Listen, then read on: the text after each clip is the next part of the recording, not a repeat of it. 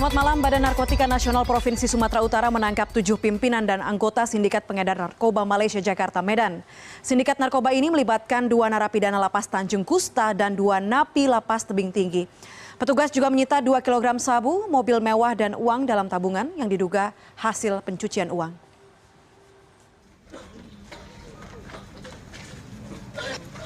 Tujuh anggota pengedar narkotika internasional ini digiring petugas Badan Narkotika Nasional Provinsi Sumatera Utara.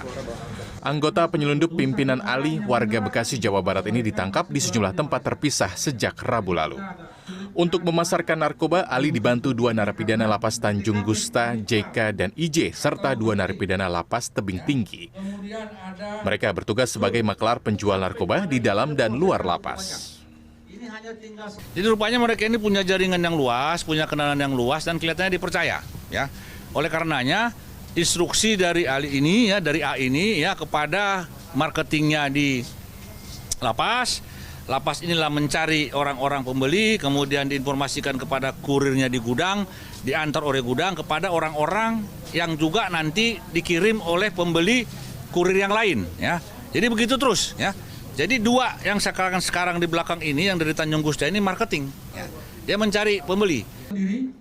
Lapas Tanjung Gusta membenarkan telah menangkap 2 narapidana yang terlibat jaringan narkoba.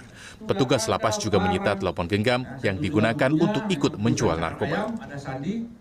Kami tetap terbuka membantu sepenuh hati membantu BNN untuk memberantas narkoba.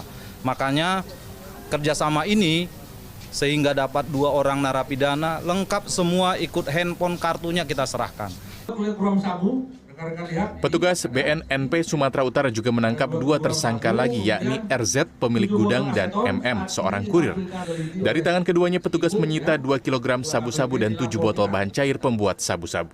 Petugas BNN juga menyita mobil mewah dan uang dalam tabungan yang diduga hasil tindakan pencucian uang hasil penjualan narkoba.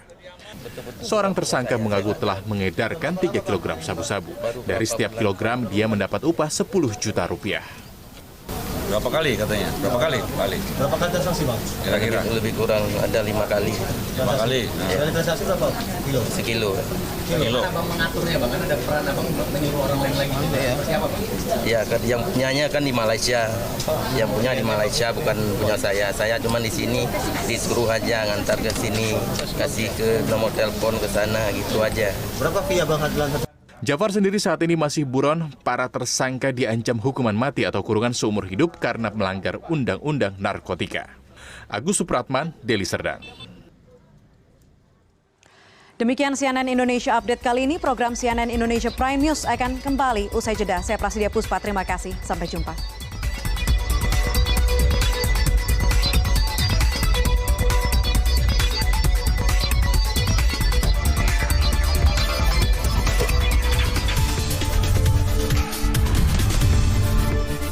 Tersebut terdapat 7 anggota pengedar narkotika internasional yang digiring oleh petugas Badan Narkoba Internasional Provinsi Sumatera Utara. Mereka tertangkap terpisah sejak Rabu lalu.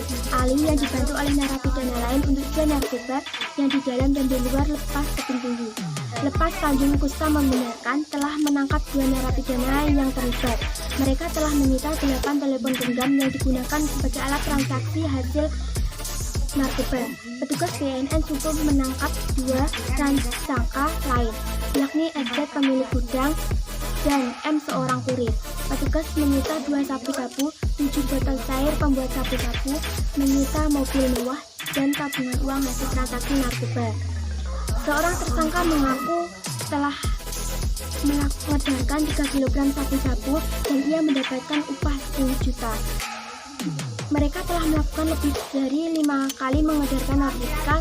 Terdapat 1 buronan sehingga mereka diancam hukuman mati atau kurungan seumur hidup karena telah melanggar undang-undang narkotika. Narkotika adalah zat atau obat yang berasal dari tanaman atau bukan tanaman, baik sintetis maupun semi-sintetis, yang dapat menyebabkan penurunan atau perubahan kesadaran, hilangnya rasa nyeri, dan dapat menimbulkan ketergantungan. Narkotika dikelompokkan 3 golongan. Golongan pertama, heroin, kokain, ganja. Golongan kedua, morfin, betadine. Golongan ketiga, kodein. Menurut saya, hukuman tersebut tidak benar. karena sebenarnya undang-undang kita sudah cukup keras, bahkan sangat keras, salah satu terkeras di dunia. Sudah dijelaskan hukuman bagi pengedar narkoba itu minimal 5 tahun, kemudian diancam pidana mati. Dan sudah dijelaskan di undang-undang bahwasanya sanksi bagi pengedar narkotika menurut pasal 114 Undang-Undang Nomor 35 Tahun 2009 tentang narkotika adalah dipidana penjara seumur hidup, paling singkat 5 tahun, paling lama 20 tahun, dan hukuman mati serta denda paling sedikit 1 miliar rupiah dan paling banyak 10 miliar. Untuk para remaja, yaitu hindarilah hal-hal negatif atau kurang baik yang berhubungan dengan narkoba. Selektif dalam pergaulan, berhati-hati dalam memilih teman, mana yang baik dan mana yang buruk. Memperkuat pertahanan spiritual, jangan mencoba-coba atau menikmati narkoba. Melakukan hobi yang dimiliki atau aktivitas positif. Berpikir jangka panjang, serta ingat kita punya masa depan yang cerah. Saran untuk pemerintah yaitu sebaiknya pemerintah selalu tetap memberikan perhatian terhadap penanganan atau penyalahgunaan narkoba. Pemerintah juga harus mengawasi atau memberikan pengawasan terhadap bahan baku narkotika. Pemerintah juga harus memberikan pendidikan kepada para pengguna dan pecandu atau pengedar narkoba dengan cara rehabilitasi. Pesan saya, sebagai anak bangsa atau sebagai penerus bangsa Indonesia yang menjadi tumpuan orang tua, masyarakat, negara, bangsa, serta agama, sudah saatnya kita berkata, katakan tidak pada narkoba atau say no to drugs, karena masa depan ada di tangan kita dan diri kita sendiri. Narkoba, no, prestasi. Sekian dari saya, apabila ada salah kata, saya minta maaf. Wassalamualaikum warahmatullahi wabarakatuh.